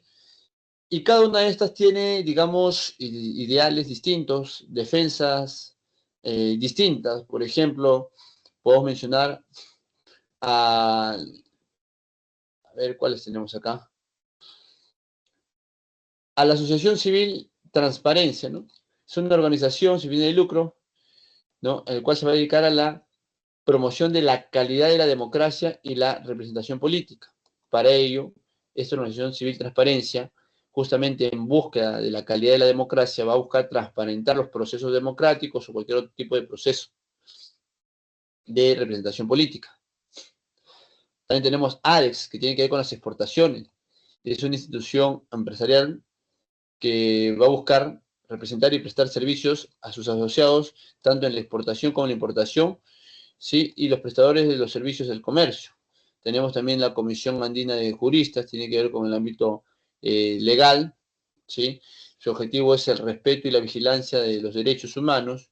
Tenemos el Instituto de Prensa y Sociedad, IPIS, que tiene como objetivo defender la libertad de la prensa y la expresión y se pronuncia ante situaciones que violenten esta libertad de expresión. Pero también la semana pasada o antepasada habíamos mencionado otras organizaciones de la sociedad civil como ASONET, Manuela Ramos, que buscan defensa de derechos pues, humanos desde perspectivas o miradas distintas, ¿sí?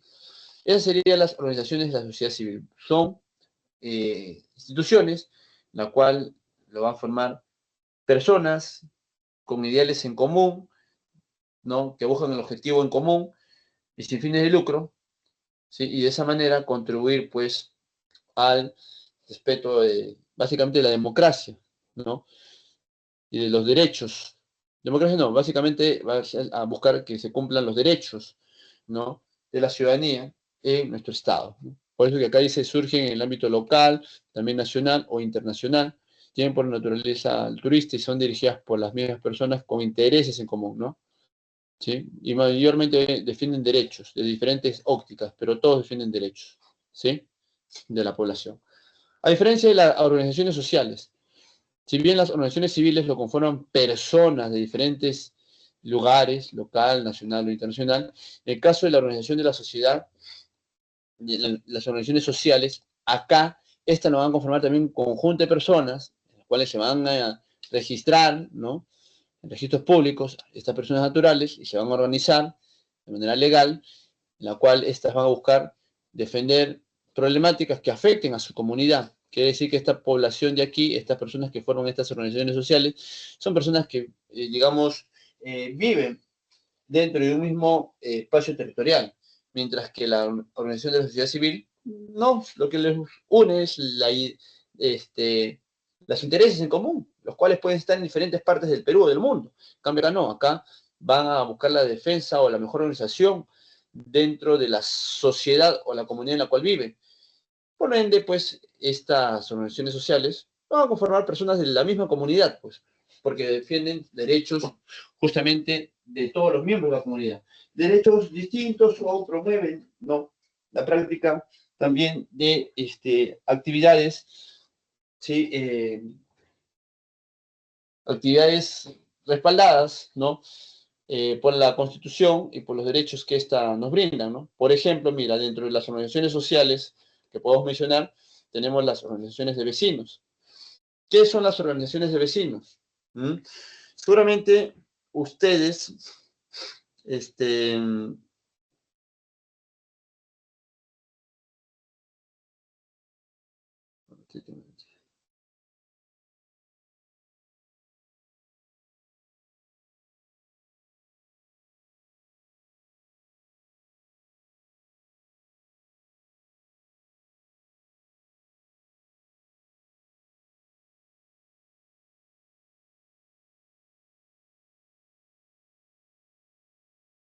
ya. Acá, por ejemplo, las organizaciones de vecinos, seguramente ustedes pueden, digamos, a ver,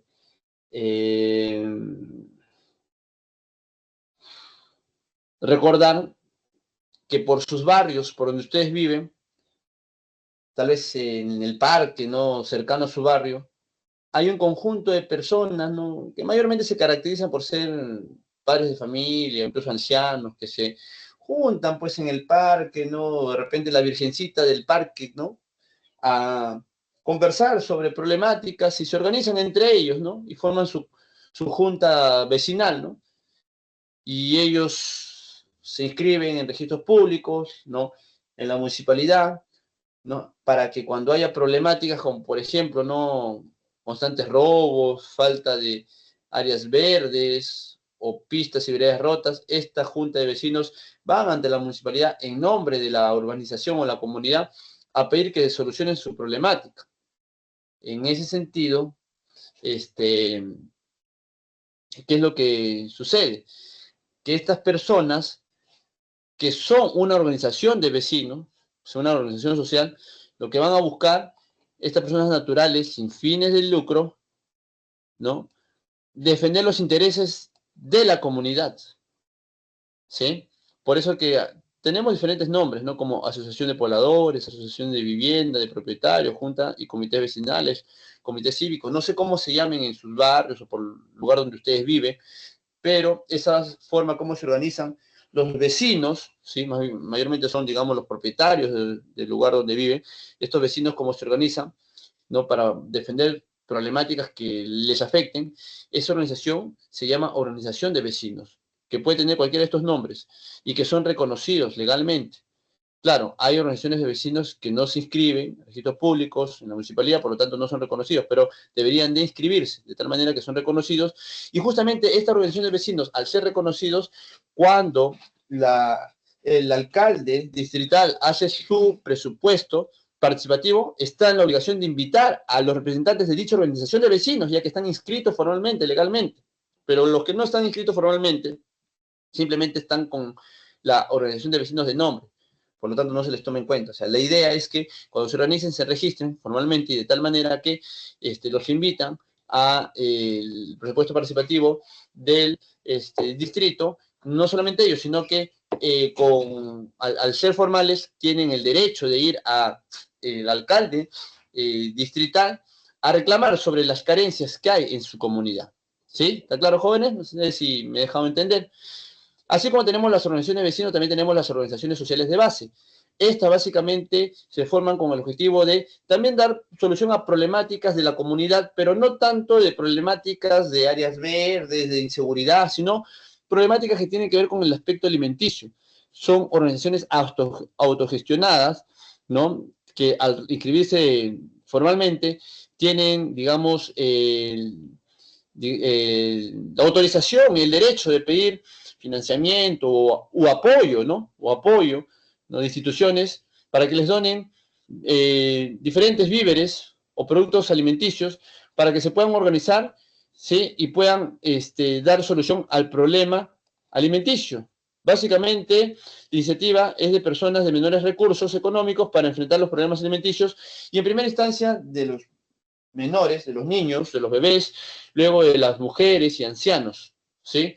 Básicamente, esta organización social de base es para dar solución a problemas alimenticios, ¿sí? Por eso que tenemos acá los clubes de madres, los comités de vaso de leche, comedores populares autogestionarios, cocinas familiares y centro materno-infantil, ¿no? Estas organizaciones formales pueden pedir donativos a la municipalidad, es más, el mismo Estado los apoya, les brinda arroz, ¿no? Sacos de arroz, azúcar, verdura, o pueden pedir de repente a empresas privadas para que les donen diferentes tipos de productos de tal manera que puedan cocinar y dar solución al problema alimenticio de su comunidad. Como les digo, todas estas organizaciones sociales básicamente son para dar solución a problemas de la comunidad, ¿sí? Solamente que desde distintos enfoques, ¿no?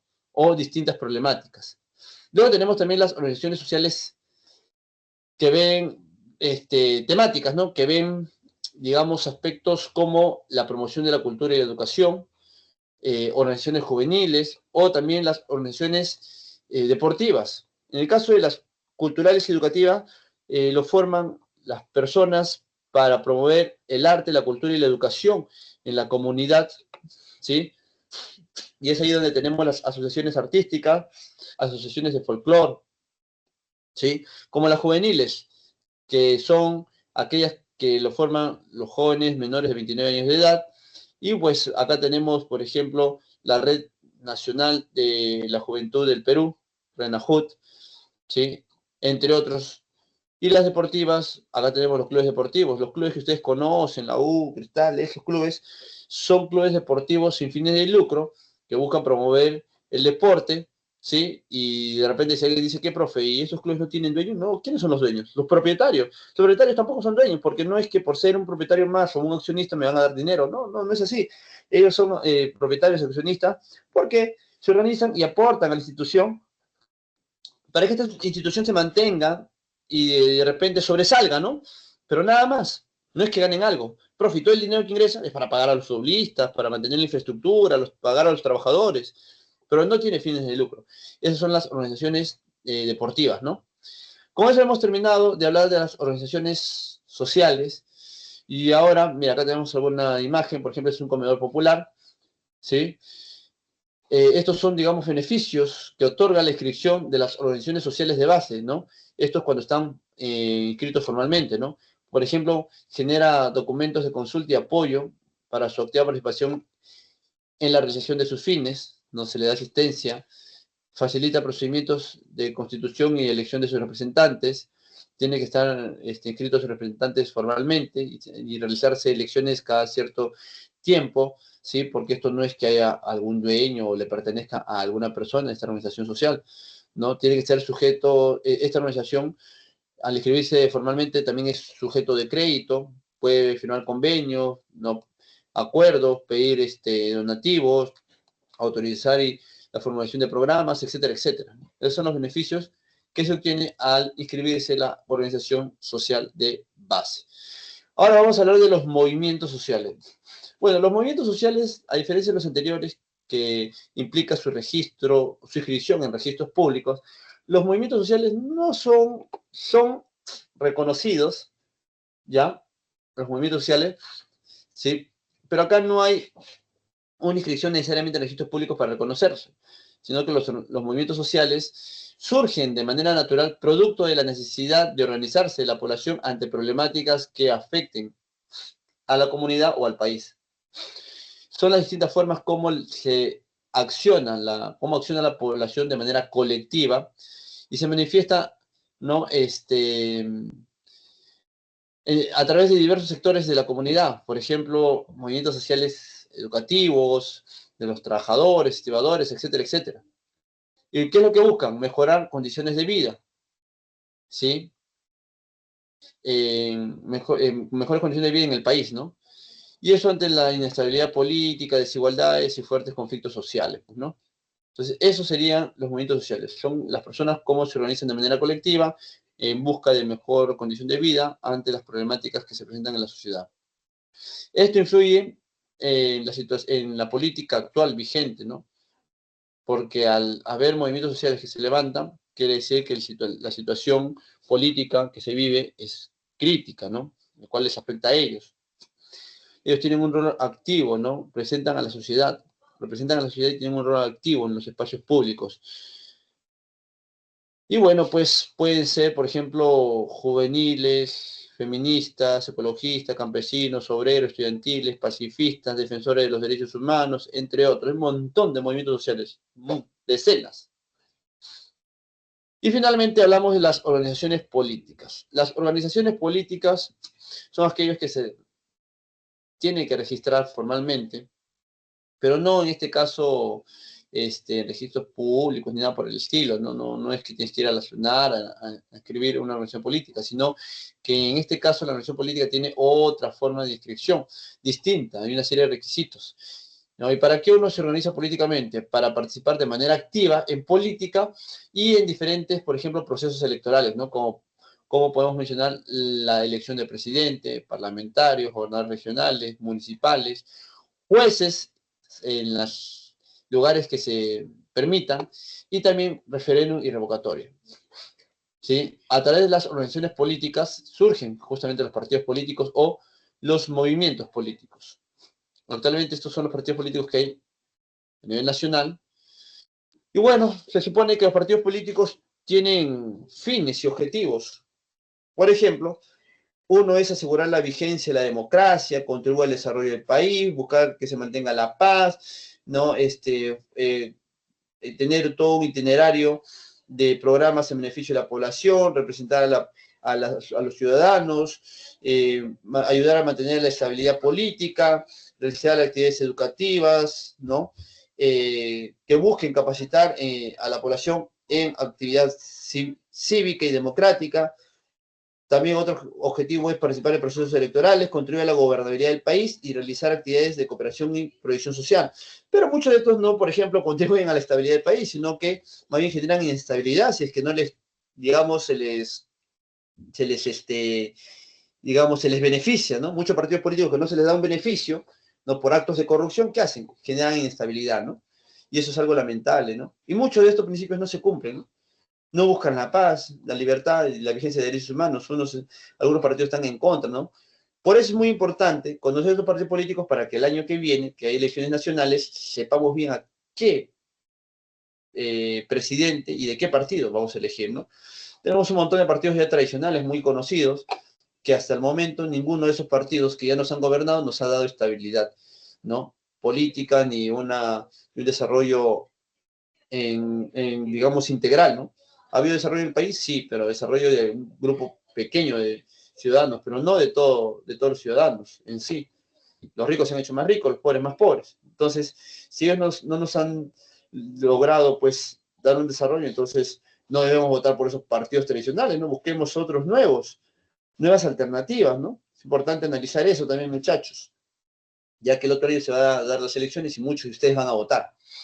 Ahora, dentro de las organizaciones políticas, según la ley 28094, autorizada en 2024, al año pasado, se dan los registros de organizaciones políticas, ¿sí? O sea, el famoso ROP, acá se inscriben, al cumplir los siguientes requisitos. Por ejemplo, acta de fundación. Cuando uno va a crear un partido político, tienes que hacer tu reunión con las personas que quieren formar parte de tu partido político, ¿sí? Reunirse y en esa reunión se hace una acta de fundación, que ese día se ha fundado el partido, digamos, la presa Marco, por decir, ¿no? Luego se tiene que certificar con antecedentes penales y judiciales cada uno de los fundadores. No pueden de repente ser personas que han sido condenadas por terrorismo, cosas así. Se da la relación de adherentes y afiliados. ¿Quiénes son los adherentes? Aquellos que firman, ¿sí? Para que se cree tu partido político, pero no son parte del partido. Y la relación de afiliados, aquellos que sí son parte del partido político. Actas de constitución de comités partidarios. Para un partido político tiene que haber comités partidarios a nivel regional. De las 25 regiones, sí, por lo menos en 20 de ellas tiene que haber comités partidarios, representantes del partido en dichas regiones. Se tiene que crear un estatuto de partido sobre procedimientos, ¿no? De castigos disciplinarios de aquellos que incumplen las normas del partido o no cumplen con, digamos, los fines del partido, la ideología del partido, ¿no? Esa ideología obviamente no tiene que ir contra el Estado de Derecho. Se tiene que establecer la designación de un personero legal que represente al partido y la designación de uno o más representantes legales. Ahora, en el acta de fundación, como he mencionado, está inscrita a todos los funcionarios, perdón, los fundadores, ¿sí? Y esto no pueden ser ni procesados ni condenados. Se tiene que establecer también el estatuto y reglamento electoral, ¿sí?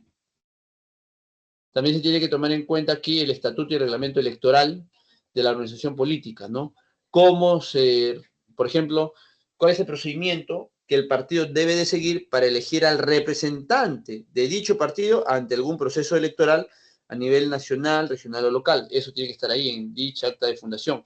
Luego el estatuto habla sobre la descripción, la estructura de la organización interna, los derechos y deberes de los afiliados, ¿no? Normas disciplinarias, regímenes patrimoniales y financieros. O sea, todo lo relacionado al partido tiene que estar en el estatuto, ¿sí? Luego los afiliados, en el caso de partidos políticos, se debe presentar una relación de afiliados en un número no menor del 0,1% de los ciudadanos del padrón aprobado a nivel nacional. Y en el caso de los movimientos, el 1%, ¿sí? No menos del 1% del último proceso regional, porque en el caso de los movimientos a nivel regional y los partidos políticos a nivel nacional. La verificación de dichas firmas, ¿no? De los partidos y movimientos está a cargo de la RENIET. ¿Verificación de qué, profesores? Que pueden ser firmas falsas. Claro. ¿Eso quién lo ve? La RENIET. Esto es con relación a los afiliados. Los comités partidarios, ¿no? Bueno, no, dice acá que los comités partidarios en funcionamiento permanente no debe ser menos de 4/5 de los departamentos del país, o sea, 20. ¿Sí? 4/5 de todos los departamentos serían 20 de los 24 departamentos, 25 regiones. Y no menos de un tercio de provincias, son 66, hay 96 provincias, entonces, por lo menos en un tercio de todas esas provincias debe haber comités partidarios, o sea, en 66. Luego, impedidos todas las organizaciones políticas cuya ideología o doctrina o programático, ¿sí? O sea, ideología, está contra el Estado de Derecho. Si tú, por ejemplo, en tu partido colocas que tu ideología es buscar tomar el poder a la fuerza, generar revolución a través de las armas, eso es ir contra el Estado de Derecho. Por lo tanto, ese partido no va a ser inscrito, porque su ideología está contra el Estado de Derecho. Los adherentes, en el caso de partidos políticos, el adherente es el número de personas que van a firmar respaldando la inscripción de dicho partido. Y para este caso de los partidos políticos, la firma de adherentes no puede ser menos del 3% de los ciudadanos que sufragaron en las últimas elecciones a nivel nacional y en el caso de los movimientos, no menos del 5% de los ciudadanos que sufragaron a nivel regional. Tipo de organizaciones políticas según alcance político-administrativo. Bueno, partidos políticos, puedes mandar candidato a nivel nacional, regional, local, o sea, presidentes y gobernadores regionales, alcaldes provinciales y distritales. Mientras que los movimientos no puedes mandar candidato a la presidencia ni al Congreso, porque es nacional, solamente a nivel regional. Pero cuando hablamos de nivel regional, solamente en la región donde se ha inscrito dicho movimiento. Si es un movimiento de Ica, vas a mandar candidato a la región de Ica, más no a la región de Lima ni de Loreto, no, solamente a la región Ica. Y a todos los alcaldes provinciales y distritales de dicha región Ica. ¿Sí? ¿Qué más? A ver, con relación a las prohibiciones, ¿qué está prohibido? Las organizaciones políticas en el marco de un proceso electoral están prohibidos. O sea, cuando estamos en... Imagínate que nuestro partido político, la presa San Marcos, somos inscritos y el otro año 2025 estamos en pleno proceso electoral. El candidato a la presidencia y a su profesor Miguel Faustino. ¿Y qué pasa si yo en una actividad, en un meeting, se me ocurre dar regalos, dátivas o dinero? Eso, según reglamento, ¿no?, de los procesos electorales, está prohibido. Por eso es que acá dice, en el marco del proceso electoral está prohibido efectuar la entrega de promesas, ofrecimiento de dinero, regalos, dádivas u otros obsequios de naturaleza económica, de manera directa o indirecta o a través de terceros, con excepción de bienes para consumo individual o inmediato en ocasión de desarrollo de un evento proselitista ¿no? Gratuito. O sea, ¿qué nos está diciendo? Que podemos dar un lapicero, ¿no? Algo para que la persona lo utilice, ¿no? Pero no podemos dar, pues, regalos de mayor envergadura como una cocina, una lavadora, ¿no? Eso no se puede en pleno proceso electoral, tanto para organizaciones políticas de partido o de movimiento, ¿sí? Y la entrega de artículos publicitarios considerados como propaganda electoral, ¿no? Eso se puede. Por un valor que no exceda el 0.3% del valor de un UIT. Se extiende a los candidatos de cualquier cargo público de origen popular y será sancionado por el Jurado Nacional de Elecciones sacándolo, excluyéndolo de la contienda, como le pasó a Acuña cuando donó, pues, o dio dinero a un mercado, no le dio como 3.000 soles para que se defiendan de los huaicos, construyan un muro de contención. Pues según él era muy bueno, ¿no? Está bien, quiere dar regalos, que lo haga una vez que acabe el proceso electoral. Es posible que luego que acabe el proceso electoral, gane quien gane, luego si quiere que regale todo su dinero, ahí nadie va a decir nada, pero no en pleno proceso electoral. Y todos sabemos, pues, que en proceso electoral todo el mundo quiere regalar cosas, pues, ¿no? Todos los partidos, porque tienen la intención de comprar votos. Regalar algo es comprar votos, esa es la realidad, de manera objetiva. También se prohíbe el aporte de personas que han sido condenadas o con prisión preventiva, ¿no? En casos de delitos contra la administración pública, tráfico ilícito de drogas, minería ilegal, etcétera, etcétera. Incluso hasta de terrorismo. Profe, ¿está mal entonces que den dinero? No, no está mal que den dinero, sino que estas personas den dinero, ya que esas personas, al estar condenadas bajo estos indicios o estos casos, ¿no?, o bajo estos delitos, quiere decir que tienen dinero mal habido. Por lo tanto, ese dinero mal habido no puede ser dado a un partido para que llegue al poder, pues, ¿no? Ahora, pero si lo da una persona que no ha sido condenada, ¿puede dar dinero? Sí, el dinero que quiera, pero tiene que ser ese dinero declarado. O sea, un partido tiene que decir, por ejemplo, ¿por qué a Keikon la denunciaron? Porque ella no aceptó que el Romero, ¿no?, del BCP, ¿no?, ellos les dieron 2 millones, ¿no? Ellos engañaron, dijeron que hicieron una coctelada y que en esa coctelada obtuvieron, pues, millones, ¿no? 1 millón de dinero, de ingresos, pues, gracias a esa coctelada con la cual han hecho su campaña. Eso es mentira, pues, ¿no? Lo que no querían es que sepan que cierta empresa no había dado dinero. ¿Por qué? Porque imagínate, pues, si una empresa da dinero, ¿quién se le ocurre regalar un dinero, 1 millón o 2 millones de dinero de manera gratuita, a cambio de nada? Es difícil, pues, ¿no? Nadie va a creer eso, pues, no todos saben que, ya te doy 2 millones, ya sabes, si tú ganas, me vas a liberar de procesos donde debo millones, miles de millones. Entonces, ese es el problema, por eso es que no querían realmente decir, ¿no?, de quiénes habían donado dinero, ¿no? Eso tiene que ver con la corrupción, ¿no? La prohibición se extiende hasta los 10 años después de cumplir la condena en el caso de personas que han sido condenadas bajo estos delitos, ¿no? Y se prohíbe también la candidatura de personas que también han sido condenadas por estos tipos de delitos. Ahora, para ir cerrando, cuando hay una elección, ¿sí?, y los partidos o movimientos presentan sus candidatos, primero tiene que haber elecciones primarias. Por ejemplo, para el otro año, los candidatos que van a surgir para la presidencia para el otro año, los partidos tienen que hacer diferentes tipos de elecciones, ¿no?, dependiendo su reglamento. Por ejemplo, para elecciones del 2026 tenemos las elecciones internas para elegir al candidato de dicho partido. No es que yo, por ser dueño del partido, tener plata como cancha, dar trabajo a todos mis afiliados de mi partido, me tiene que elegir a mí.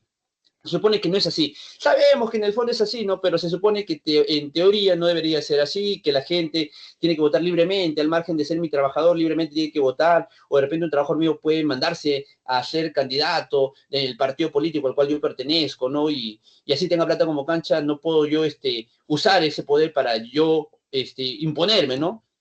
Eso es en teoría, ¿no? En la práctica todos sabemos que las cosas no son así, ¿no? Pero en teoría debería ser así. Y esas elecciones son de diferente manera. Por ejemplo, tenemos las semiabiertas de afiliados. ¿Qué son las semiabiertas? Son afiliados más electores previamente registrados ante la organización política. O sea, los afiliados, los miembros del partido, más los que previamente se inscribieron para participar de dicha elección primaria. O las cerradas, donde solamente votan los afiliados. O la de delegados, en donde los que deben ser elegidos son por los afiliados. Los que resulten elegidos pasan a elegir a los candidatos de las elecciones primarias. O sea, los afiliados eligen, pues, por ponte, región, ¿no? Eligen a un candidato y esos candidatos por región eligen al representante de dicho partido a una elección presidencial, por ejemplo. Y expliqué que son los afiliados, los miembros del partido. Los adherentes son los que firmaron para la inscripción de dicho partido y que no necesariamente son parte del partido político. Por último, paridad y alternancia. ¿Qué es la paridad? Por ejemplo, si hay una plancha a una alcaldía en donde los candidatos son 10, el alcalde más 9 regidores, en total 10, tiene que haber el 50% de varones y 50% de mujeres. 5 varones, 5 mujeres. Pero la alternancia también se tiene que llevar a cabo, en donde si el primero es varón, segunda mujer, tercero varón, cuarto mujer y así sucesivamente. O si la primera es mujer, el segundo es varón, tercero mujer y cuarto varón y así sucesivamente. Eso se llama paridad y alternancia electoral. Listo, chicos, eso sería todo en cívica. Aquí les dejo las claves. Número 1, C de casa. Número 2, A de avión. Número 3, B de bueno. Y número 4, C de casa. Quisiera saber, jóvenes, si hasta ahí todo ha quedado claro. Si hay alguna duda, inquietud por parte de ustedes, la pueden hacer ahorita antes de despedirnos.